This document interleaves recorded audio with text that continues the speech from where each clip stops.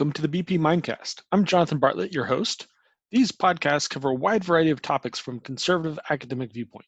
Some you'll find interesting, some you won't. However, I plan on keeping these short enough that you can easily enjoy what you like, and hopefully I won't keep you too long for those that you don't. So today is our third in a series on the political spectrum, and this will be our last one for a while. Not that I don't have more to say on it, but just I don't want to be stuck on the same topic over and over and over again, especially when it comes to politics, because I'm sure these days you all hear a lot about politics from a lot of different places, and while we're hopefully talking about them a little differently here, the topic itself can get tiring. So one thing I wanted to do before we get into today's topic, I wanted to mention something that I didn't emphasize enough in the last one. In the last episode, we talked about kind of what are the default expectations of the different political viewpoints. And one thing that I wanted to point out is that we also have a different set of expectations with regards to prosperity. The liberal viewpoint kind of views prosperity as a given. Like, of course, we're going to have this level of prosperity. Of course, what we've had before, we're going to continue to have.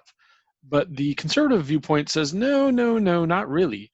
There are requirements for having prosperity too. And if we don't follow those requirements for prosperity, we are going to wind up poorer. And so that's one thing that liberals seem to not recognize, that there are things that you can do, either intentionally or accidentally, that will cause everybody's standard of living to go down. One thing I should point out, that a mistake that a lot of people make is to assume that if something is going wrong, let's say that Fred is in the government and he's doing things wrong, that doesn't mean that any change to what Fred is doing is going to be better.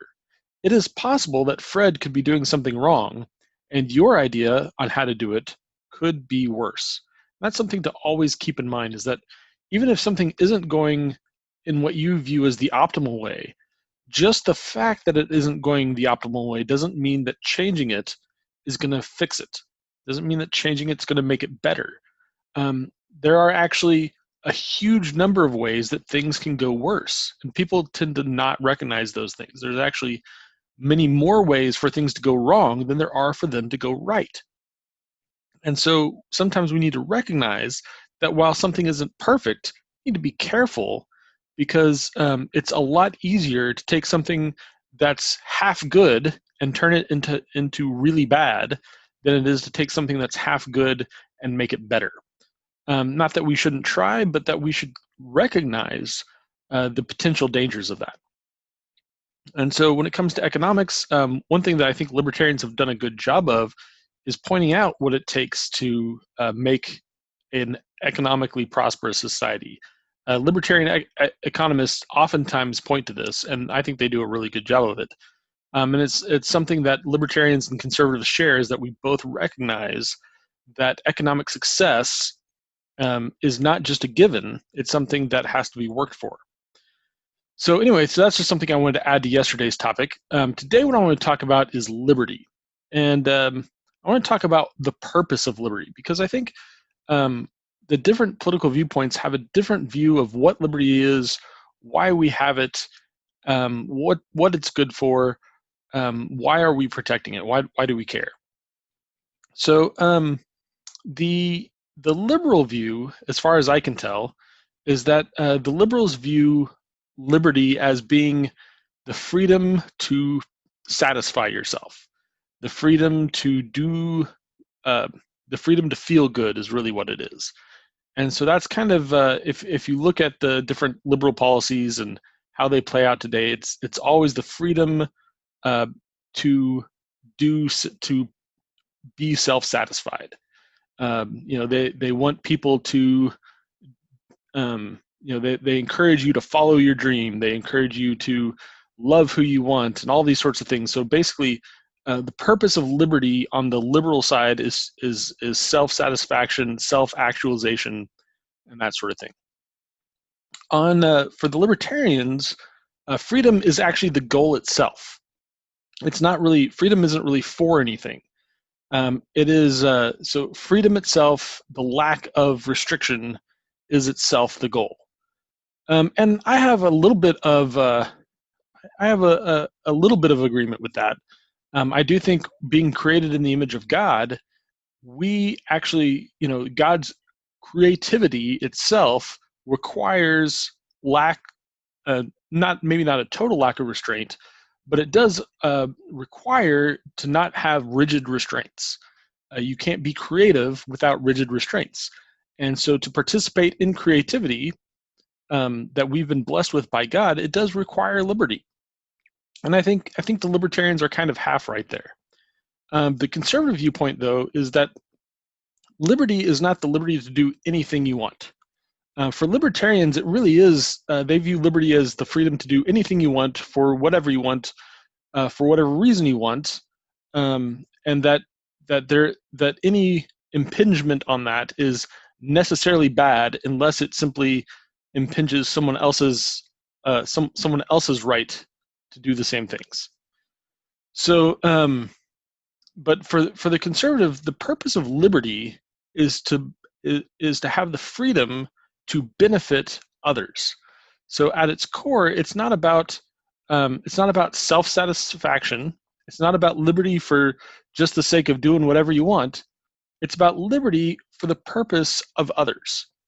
And the reason why we need liberty for the purpose of others is that a lot of people have this bad idea that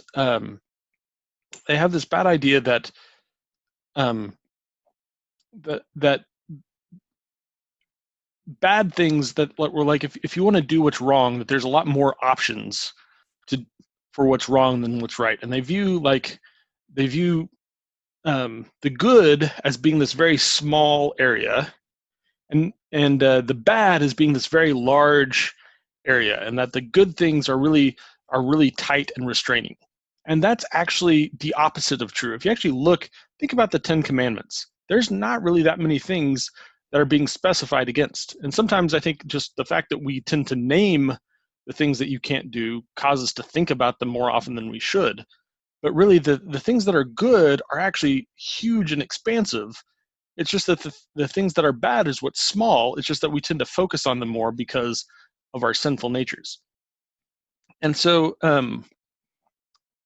doing good actually requires liberty. Because if you think about it, think about all the things that someone has done for you that you really felt loved with. So let's think about a gift that maybe somebody gave you, or someone called you and said, "Hey, I was thinking about you." All of the things that, or most of the things that really make us feel loved, make us feel part of community, were things that were not done under duress. There are things that were given freely. There are things that were spontaneous. There were things that came out of the overflow of someone's creativity towards you. Okay, let's think about something that somebody made for you, right? Well, these things all are, they all require liberty in order to pursue. Because if you let's say there was a government office, it was the office of calling people on their birthday, right? And so you could expect at 8 a.m. on your birthday to get a call from the office of calling people on their birthdays. Well, that call would not make you feel very special. However, if you have a friend and he knew it was your birthday and he's like, you know what, I'm going to call him on the birthday, not because I have to, but because I want to. For someone to have that freedom, that's actually what makes you feel special. And so liberty is the liberty is the liberty for the purpose of serving your community. And it takes liberty to do that. You can't do that fully without having liberty, because the things that the community thrives on require liberty. In fact, progress requires liberty, because we can't imagine all the things that are going to be in the future. We can't prepare ahead of time for what things people are going to create. We have to allow people liberty if we want progress. And so, we couldn't imagine all of the great things that technology would have brought us. If you think about if we were in the 1920s trying to imagine what life's going to be like in the year 2000, we wouldn't possibly have imagined all the things that would happen. And therefore, if we'd been too strict on what people were allowed to do, we might have accidentally prevented it. And so the purpose of liberty is to recognize and have some humility for what other people are doing, other options, and the fact that we need a large expanse of freedom in order to do good for each other.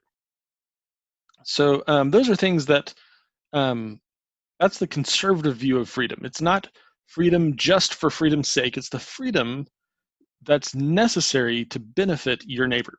So I hope you enjoyed your time on BP Mindcast. Until next time, keep thinking.